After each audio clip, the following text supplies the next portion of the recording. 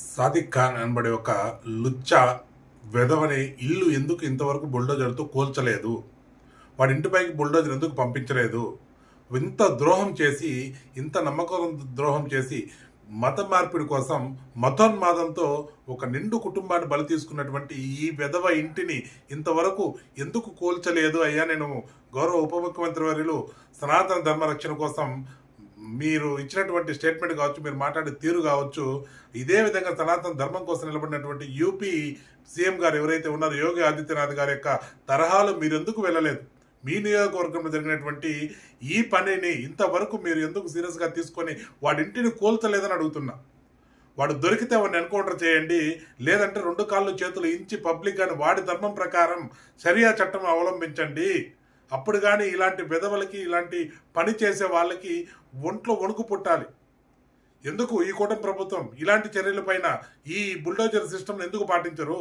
ఒక తప్పు చేసిన వాడు ఖచ్చితంగా వాడు తప్పు చేసినాడు అని అంటే వాడికి అంత ఆరు రేంజ్లో యూపీలో యోగి ఆదిత్యనాథ్ ఏ విధంగా అయితే పనిష్మెంట్ ఇస్తున్నారో ఆ విధంగా మీరు ఎందుకు ఇవ్వలేకపోతున్నారు?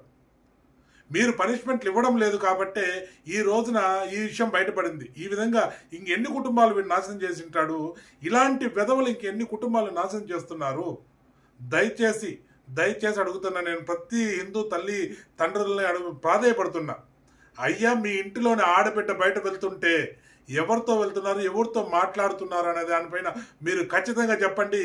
ఇలాంటి లుచ్చా విధవులతో మాట్లాడనివ్వకుండా, మొహమాటం లేకుండా చెప్పేయండి.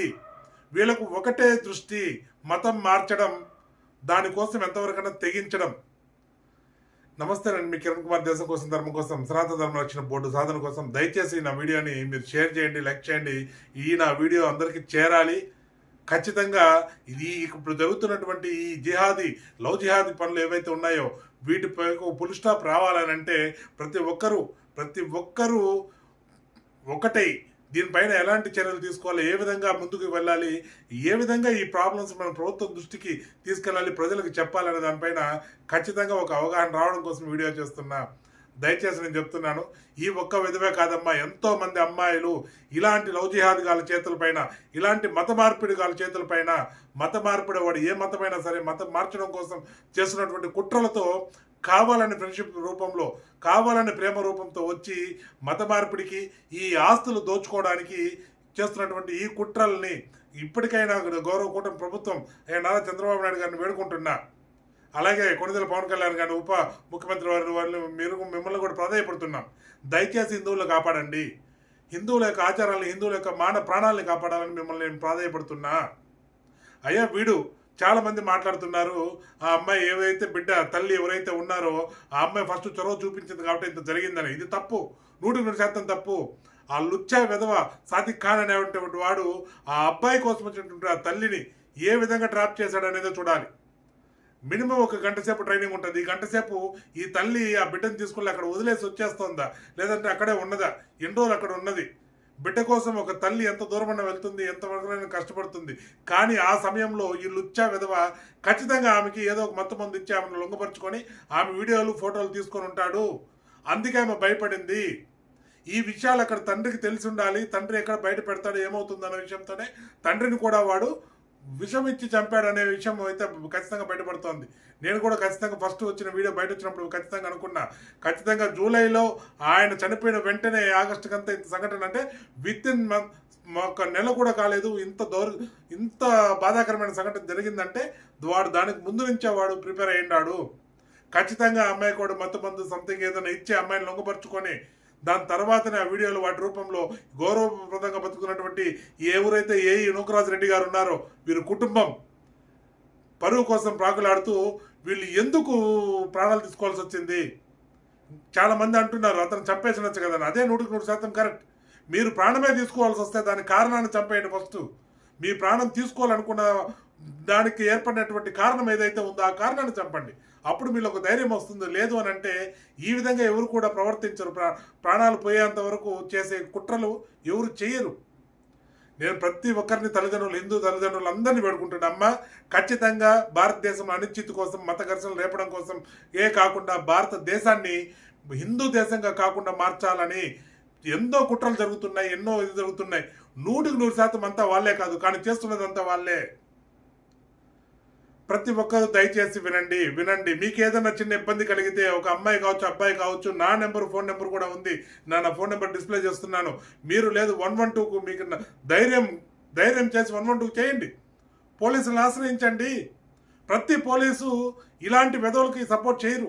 రాజకీయ నాయకులు ఓట్ బ్యాంక్ కోసం ఇలాంటి వారికి సపోర్ట్ చేసిన, మంచి కోసం పోరాడే పోలీసులు చాలా మంది ఉన్నారు. ధర్మం కోసం పోరాడే పోలీసులు ఉన్నారు. ఆడబిడ్డలు కలిగినటువంటి పోలీసులు ఉన్నారు. కాబట్టి మిమ్మల్ని కూడా వాళ్ళ కూతురుగా చూసుకుంటారు, లేదా ఒక తల్లిలాగా చూసుకుంటారు. పోలీసులు కూడా ధైర్యం చేసి మీరు పోలీస్ స్టేషన్కి వెళ్ళట్లేదు. పరువు పోతుందని బాధపడుతూ ప్రాణాలు తీసుకోవడం కన్నా మీ పరువుని రోడ్డు మీద వేయాలనుకుంటున్న వాడు ప్రాణం తీయడమే మిన్న. ఎందుకంటే మీరు ప్రాణాలు తీసుకుంటే మీ తర్వాత ఇంకో 10 మందిని వాడు అదే విధంగా చేస్తాడు. అదేవిధంగా 10 మంది ప్రాణాలు తీస్తారు. దీనికన్నా ముందు ఆ ఎదవను బయట పెట్టి వాడి ప్రాణాలు తీసి అప్పుడు కానీ మీ ప్రాణాలు తీసుకోండి. దాంతోపాటు 10 మందిని కాపాడిన వారు అవుతారు. ఇది వేదనతో చెప్తున్నా. ఎన్నో కేసులు మేము కూడా తిరుపతి లవ్ జిహాద్ కేసులు పోరాడుతున్నాం, ఎన్నో చూస్తున్నాం. దయచేసి వారికి ఎటువంటి బాధలు ఉండవు, ఎటువంటి ఫీలింగ్స్ ఉండవు. వాళ్ళు వచ్చేదే దగ్గర అయ్యేదే లవ్ జిహాద్ చేయడం కోసం. కాబట్టి ప్రతి తల్లిదండ్రి మీ బిడ్డ, మీ భార్య కావచ్చు, లేదా మీ కూతురు కావచ్చు, ప్రతి మగవాడిని అడుగుతున్నా, జాగ్రత్తగా ఉండండి. ఎంత మీరు జాగ్రత్తగా ఉంటే మీ బిడ్డలు మీరు అంతగా కాపాడుకుంటారు.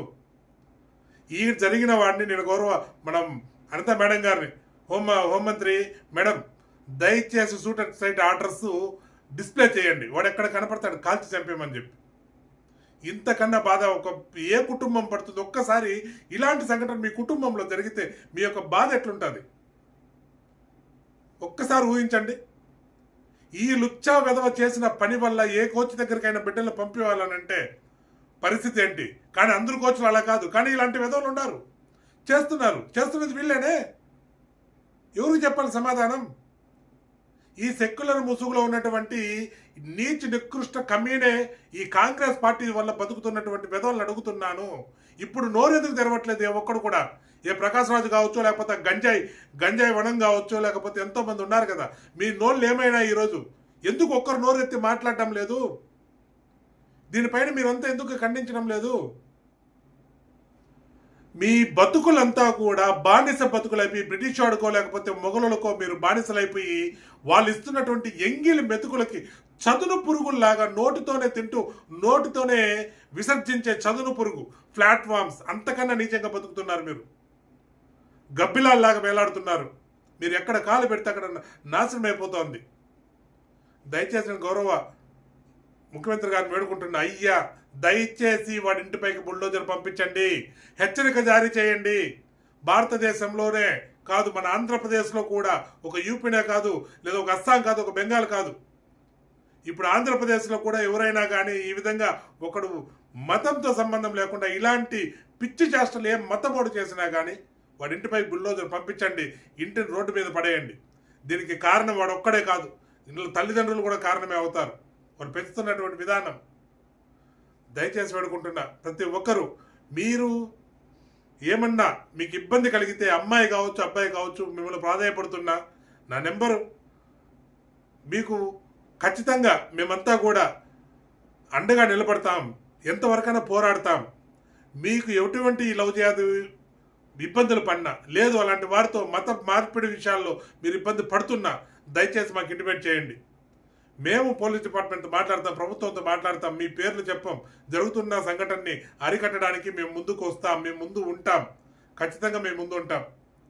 ఆర్ఎస్ఎస్ ఉంది, బజరంగ దళ్ ఉంది, విహెచ్పి ఉంది, సనాతన ధర్మ పరీక్షణ సమితులు ఉన్నాయి, ఎన్నో ధర్మాలు ఉన్నాయి.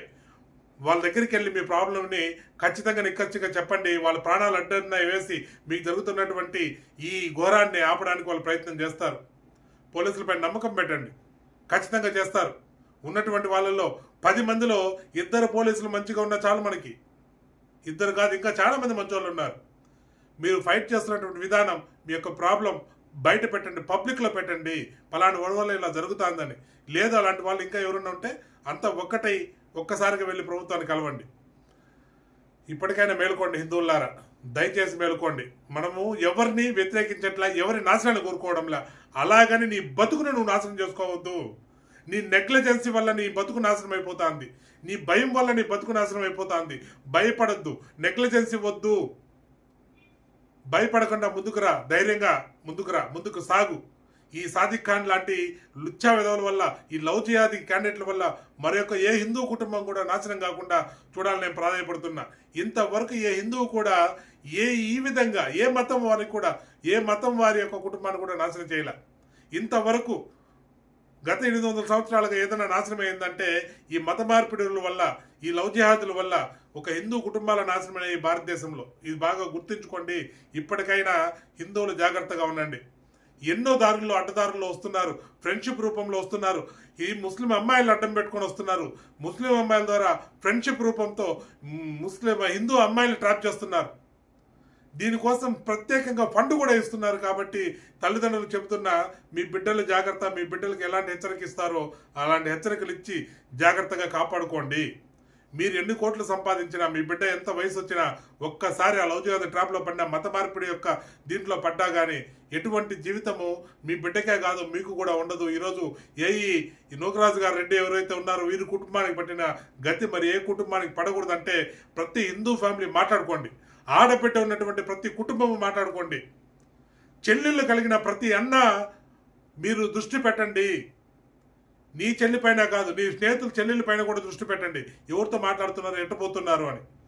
ప్రతి భర్త తండ్రి ఎవరైతే ఉన్నారో మీ భార్యలు ఎవరితో మాట్లాడుతున్నారు, ఏంటి పరిస్థితులని మీరు దృష్టి పెట్టాలా. ఖచ్చితంగా దాని మీద మీరు ఒక సమన్వయంతో ఒక్కటై ఈ లుచ్చా రాజకీయ నాయకులు చేస్తున్నటువంటి కాంగ్రెస్ లుచ్చా పార్టీ చేస్తున్నటువంటి ఈ కుల ఘర్షణలు మీద మీరు వెళ్ళిపోకుండా, కులాలు అనేది పక్కన పెట్టి హిందువులం మనమంతా బంధువులం అంటూ ఒక్కటై, ఇంతవరకు మనం హిందువులు అనే వాళ్ళం ఏ ఒక్కరి యొక్క నాశనాన్ని కోరుకోలేదు. నాశనాన్ని కోరుకునే ఇది కానీ మన భారతదేశానికి ఉంటే ప్రపంచంలో ఇంకో మతం కూడా ఉండేది కాదు.